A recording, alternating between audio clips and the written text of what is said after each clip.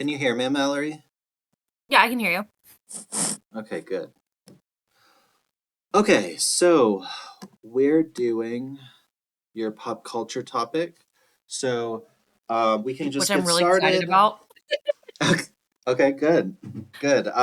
So just tell me what it is and tell me the relevant details that I need to know and then relate it to our textbook and I'll ask you questions. Oh, we're doing Harry Potter and philosophy. Okay. I'm Harry super Potter, excited. which I have read.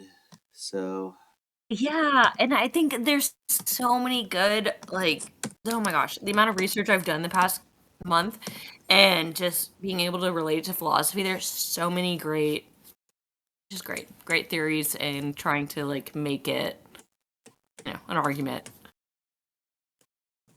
oh good. I I I am interested to see what you have. So, um, I let's see what do you want to show me?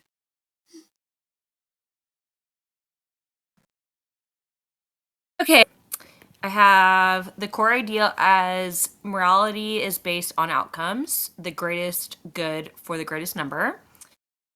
And as my example, I have Dumbledore's early belief in using power for the greater good, even if it means harming others, and Harry's self sacrifice in the Forbidden Forest, risking his life to save everyone else. And then the question being, is it acceptable to let some suffer or die if it means saving the many? Um, it's just watching that whole series, which did you read and watch the movies? Yeah, I might have not seen one movie, but I've read all the books and seen most of the My movies. kid's obsessed with Harry Potter, so I could probably quote the entire series. We watch it almost every day. um, so with Harry's self-sacrifice, and the books are pretty close to the movies, which I appreciate because a lot of the movies suck. So I feel that they're pretty spot on. But with Harry's self-sacrifice the entire series, which sucked to watch him, he had to choose between he knew his friends were gonna die. Either way, like he could sacrifice himself or not sacrifice himself, and either way, his loyal friends were gonna die, or his friends were gonna die even if he didn't give himself up. So I feel like it's a pretty strong argument. Let's see. What else do I have? Ooh, that's a good one. Okay, so for virtue ethics, I had morality is about developing good character traits and living a life of practical wisdom. And for the examples, I had Harry, Hermione, and Ron developing courage, loyalty, and perseverance. Oh, and then Neville Longbottom's growth shows the cultivation of inner strength. Um, which again, watching these movies and reading the books, Neville Longbottom at the end had to stand up to his own friends. And he said that he didn't want to do it, but he knew that for the greater of his moral or his uh, ethics, he had to stand up to his friends, and his friends had to make a decision to stupefy him to go on their own adventure. And it took a lot of courage for him to be able to stand up to his friends. Um, yeah. Natural law. No. Oh, for feminist ethics, I had focus on relationships and empathy and care, especially how we respond to vulnerability and dependency. My examples were Molly Weasley's motherly love and protection, and Lily's sacrifice of love to protect Harry and defines his moral core. Um, and so my moral question was how love and compassion shape our moral duties. And example of Lily, Harry Potter's mom, knowing that she and her husband weren't going to be able to be there to raise her kid, but she sacrificed herself for love, and being a mom. So sad. Let's see, what else did I have that was strong?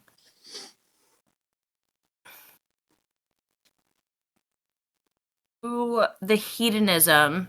I used the Weasley twins because they were hilarious, and all they did was defy um, structure to live a happy life and make others uplift others in a happy lifestyle by creating their own store, and it was all jokes and games um the entire time. But the contrast that I studied was Voldemort and using personal pleasure as and power and immortality to be destructive. So it was kind of hedonism was kind of an argument, I thought, in Harry Potter of being joking and goofy, but also using it as power over other people. Like, oh, you can have immortality and stuff and be happy, but you're gonna basically sell your soul. Um, and then the other strong one was the divine command theory, because I feel like that God and all the things they don't it's about only worshiping God, not witchcraft and all of that. But you can do Lily, like we said, sacrificing herself for her child.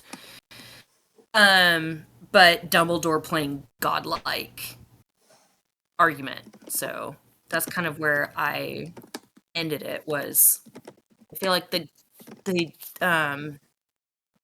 divine command theory was probably my strongest argument.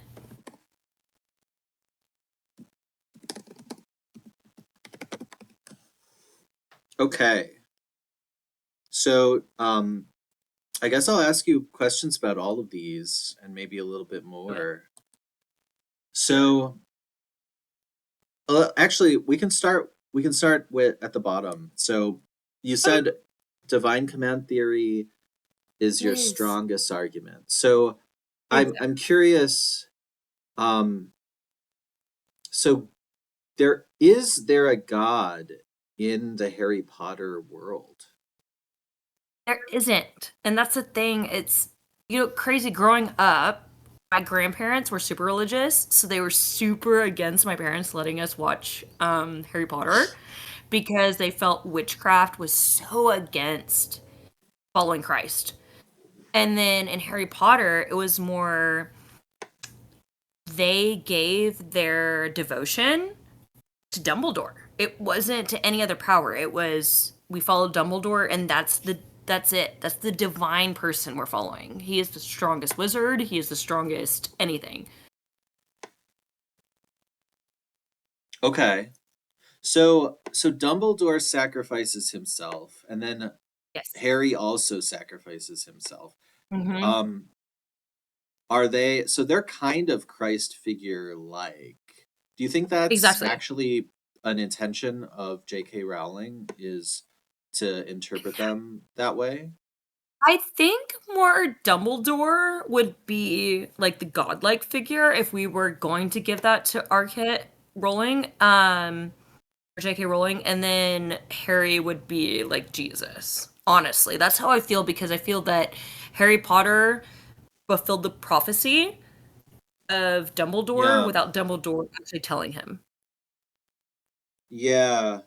And well, so Harry even basically has a died and resurrected moment, Right? right? Yeah, because he gave up the Um, resurrection stone and then he came back to life.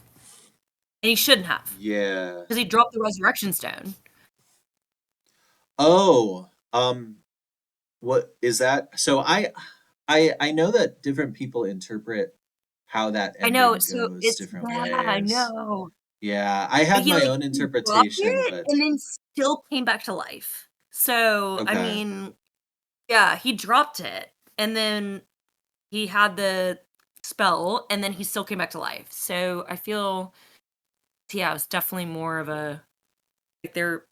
I could relate it to people following that. That's like the symbolism of Jesus.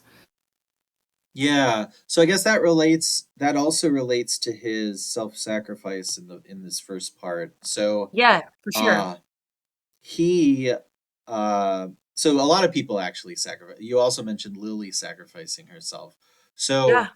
um he knows that, do I have it right that it in order for the Horcrux to be destroyed, Harry has to get killed because Harry is Yes. carrying the Horcrux.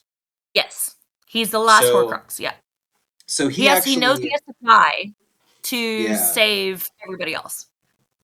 yeah. So if basically, yeah, if Voldemort's going to die, then Harry has to die, basically. Yes. Yes. Though I guess Harry, however the magic works, Harry, the Horcrux ends up dying, but Harry survives. Is the way the story Yes. goes, right?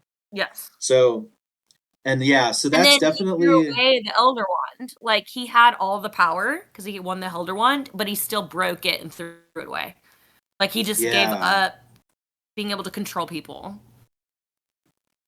yeah. That's another one where so uh, the way that the Elder Wand plays out is another one of these magical cases where Mhm. so in the last book, in the last scene where he's dueling with Voldemort, it comes down to a question of who is who does the Elder Wand uh Mhm. belong to, right? And So Voldemort killed his, like, most Snape, I feel, played such a big role in this movie, and to come out the end where Snape was actually working for Dumbledore and sacrificing himself for the love of Lily, and then Voldemort killed Snape, but even Snape wasn't the actual owner, but Harry ended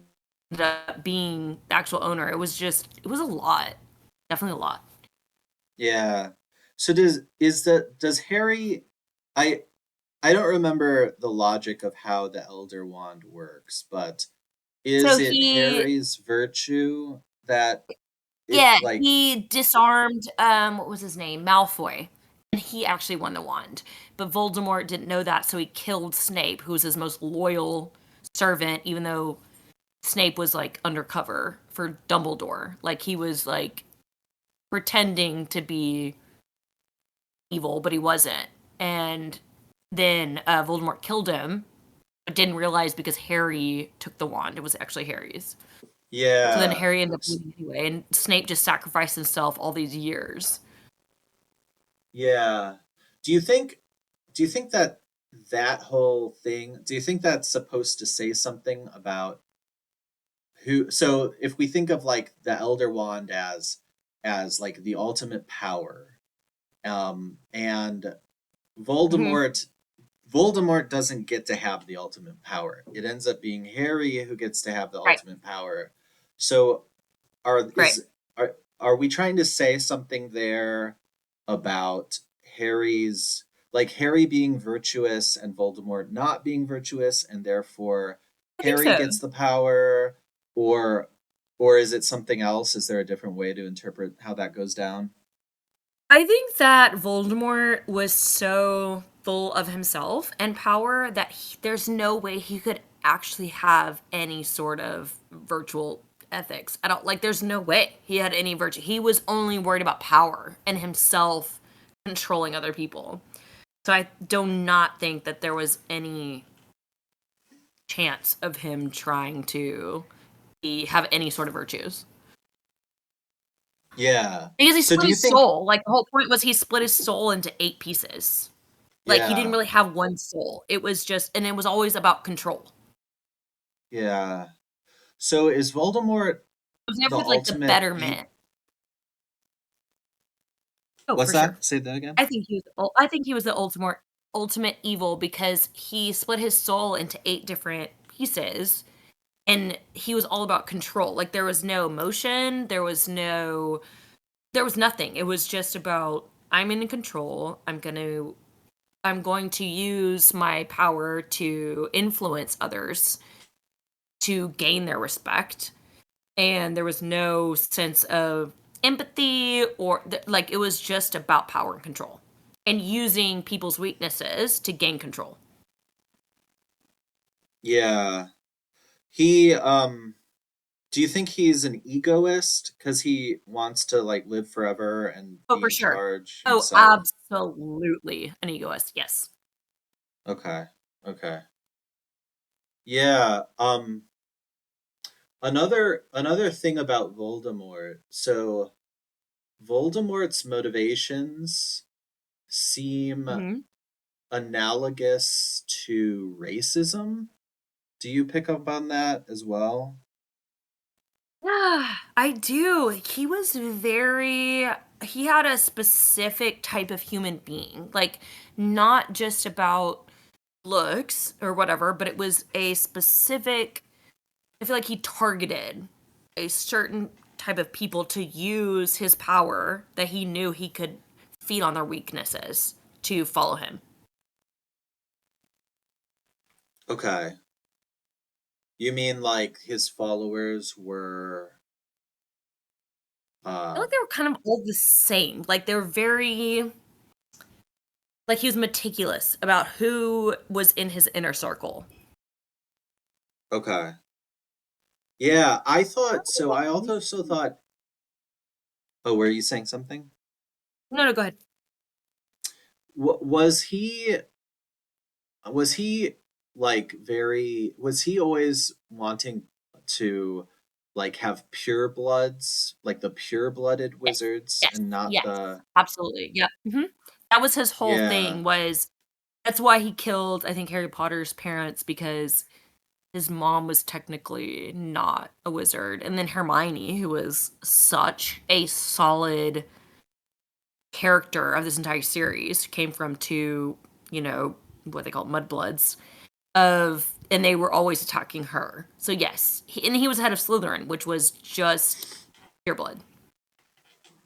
He Yeah. did not believe in mixed blood. So it's interesting. So one of the things about racism, one of the things about that analogy with racism, it's funny because it seems like in the real world, in the real world, racism sort of doesn't seem true. Like, so people who are racists often think that people are like inferior or superior, but that actually doesn't Mhm. seem true in Right, any like strong way. Um, what's strange though about the analogy with the wizards is that in that world, in the Harry Potter world, we actually have magical people who actually right, like seem to be like this strange superior race to other people because they have magic and the other people, the muggles, don't have magic. right, Um, does that matter? Like, is like presumably racism's still bad in the wizarding world. right. So what makes it bad in the wizarding world, do you think? I think like compared to the Wizarding World and human beings, just the fact that they call it mixed blood or bad blood, like they go out of their way to discriminate against people who are not pure blood. I think that's a pretty big argument. Just the fact they went out of their way to target those that were not like they could not value their contribution to the wizarding world. They were only seeing their blood. Okay. Okay. So like it's the discrimination based on blood would still be like it still would be not recognizing like other important factors, Yes. Right. something like that. Hmm. Yeah. Okay. Um, yeah, so you mentioned Slytherin. So I always there was always this meme that I laughed at that it's like, why did they let an evil house into Hogwarts? Like they got the Oh, other three seriously, like, houses. what the heck? What Yeah. what are we doing? Why yeah, why is one of the houses evil? Um Seriously, and they knew about it the entire time. yeah, so I mean I could ask you that question like for real, like from an ethical perspective. Is there, if the houses are supposed to be like virtues, Right. um uh, is there a good reason to have an evil house, or whatever Slytherin is, because maybe it's not Right. evil, maybe it's something else. Is there a good reason to still have Slytherins around? Does that make So, sense? yeah, whenever I was reading these books and watching the movies, I thought it was super weird because Harry went into it immediately saying, like, when he had the hat on his head, I want to, like, he does not want to be in Slytherin. Like, from the get go, because you have the opening scene of Malfoy, being just an ass, and talking down on Harry's friends, that Hermione and Ron. And I just thought it was so crazy that he specifically said not Slytherin. He wanted to be in Gryffindor based on the virtues of Gryffindor being of know pride and honest. And so knowing that they had Tom Riddle, who ended up being Voldemort, and the Malfoys, who were Death Eaters, having them and then being surprised that they caused so much chaos in the school. I honestly did not understand that because they knew that they were the most questionable group and they still kept them and then acted like they were surprised that we had this evil outcome. Yeah. So It's I just guess so weird. so you're yeah, you're as baffled I guess as me. Yeah, Um like, why are we surprised? so I guess the charitable question is something like, is there, do the Slytherins have a good quality? Like behind all Honestly, of I the didn't see nastiness. they did not provide I mean, maybe loyalty to each other, maybe if you wanted to try and stretch for good quality, maybe, like, Okay. loyalty to Okay. Voldemort and having that, like, underground understanding with each other and being able to pull this off for years and, well, centuries, I guess. If that's the one thing that I could maybe positively pull out of Slytherin be loyalty. Other than that, no. Okay. Uh let's see. Are there any, I'm trying to think of which Slytherins might be good Slytherins. So Snape ends up being a good Slytherin, right? Yes. Yeah. I So honestly, well, and Malfoy was very conflicted at the end, and he ended up sending his okay, kids yeah. back to Hogwarts at the end because and his mother. I don't know if you remember, but there was a scene Harry was alive, but she lied to Voldemort because Voldemort said, "Is he dead?" And she said, "Is my son alive?" And he said, "Yes." And she said, "He's dead," but he was actually alive. So I feel like Malfoy's mom, and Snape were probably the most honest. I feel like Malfoy was just easily influenced because he was a child. But I feel like Malfoy's mother and Snape were absolutely good people out of Slytherin house. Okay. So maybe, and so interestingly, you mentioned that both of them, one of the things that they did that was important was they ended up deceiving Voldemort. Yes. Yes. So so maybe so maybe deception isn't good, but maybe Right. they used deception in their like last moment. They used it for good, and so their I think so. deceptiveness, yeah, Yes. maybe something like that's going on with the Slytherins. I don't know. Yeah. They tried to Yeah, use it as good at the end. To try and kind of get yeah, out of like Voldemort's add blood.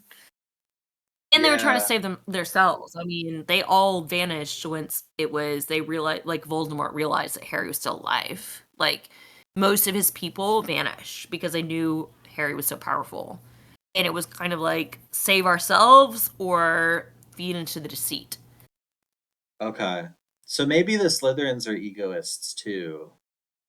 Yeah, I think so. Yeah. I think they're gonna do whatever they could do to be in the good graces of Voldemort, but when it came down to being held accountable, they're gonna crawfish on Voldemort and go with what is right in like other people's eyes. Okay, yeah. And that contrasts nicely with Harry who self-sacrifices, which I Yeah, guess is like the opposite of the egoism. Yeah. Okay. right. Any And same with anything Lily, else? sacrificing herself for love for her child. Yeah. Um, So I think yeah, I I guess think yeah. hedonism was a good one.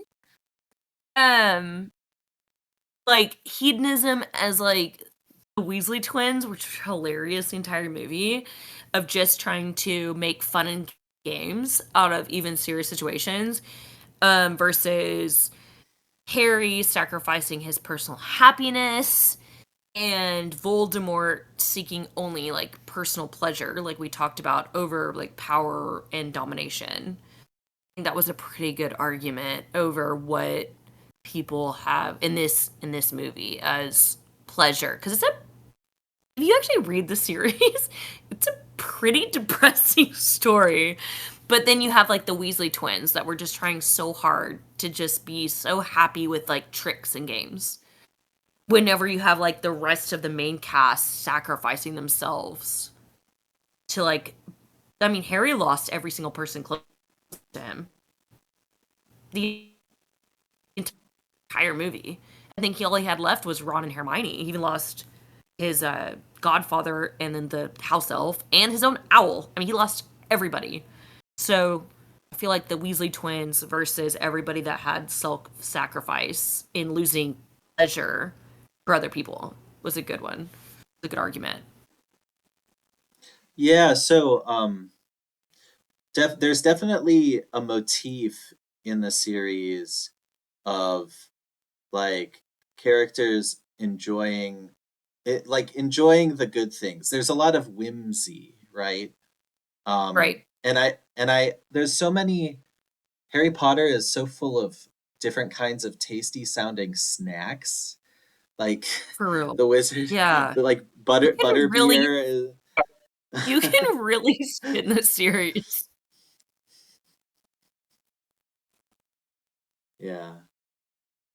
So that's yeah, I see definitely those the Weasley Just twins I just feel embody like if you that. actually like really look at the broad picture, it's actually a really depressing series. And people are just really trying to be like find positivity in the series because it's not there's not a lot.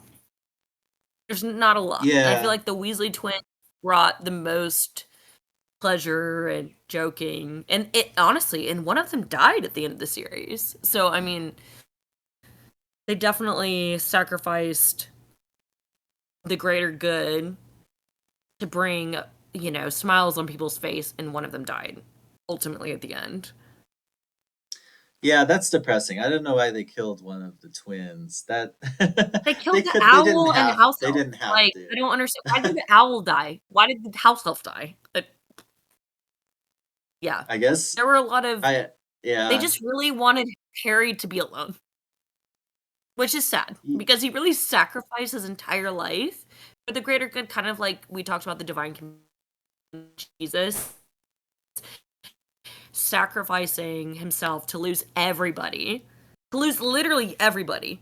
He watched every person die at the end for what?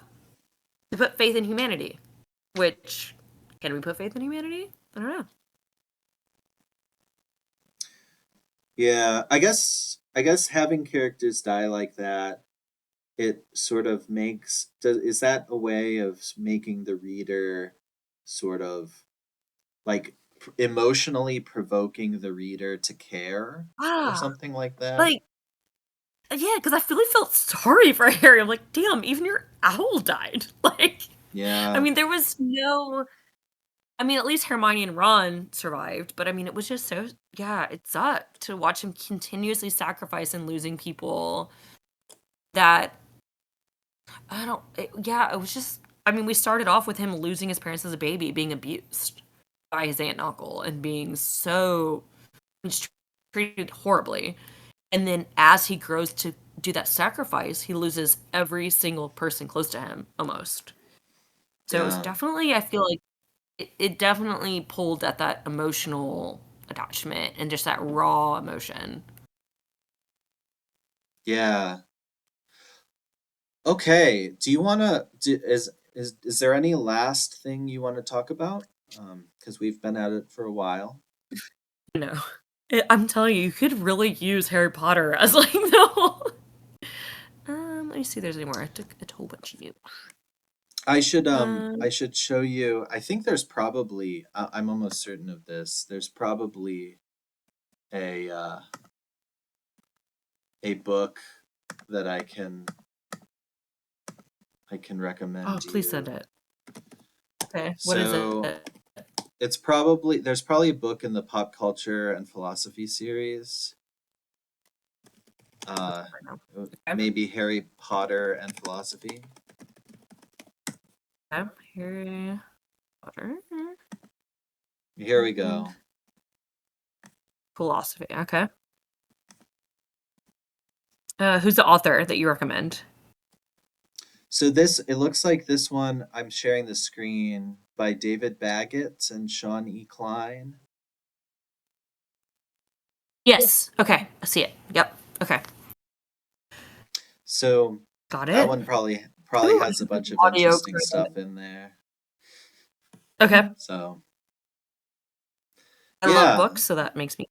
I Well, if you want to read more, mean, it is crazy to be able to like the religion. I feel like it is a very religious book. I honestly do feel like the divine command theory is a big one for this book. It's very questionable. Like I said, my grandparents who were very religious, my grandfather's like a deacon in the First Baptist church. He was so against us being involved in the series and being able to read the books and watch the series because he felt like the witchcraft and stuff was against what most people follow if they're following religion. So I feel like it's a pretty good argument for divine command theory. Yeah, so it's sort of so it definitely, like you said, has this altruistic Christian like a message of sacrifice. And Hmm. so it's interesting that you said was it your uncle or your family members who My were grandfather. Mhm. opposed? Your grandfather was opposed. But honestly, if he read the book, he might not have been opposed if he knew Exactly. that that the message was like that, right? Listening Yeah. to what other people were telling.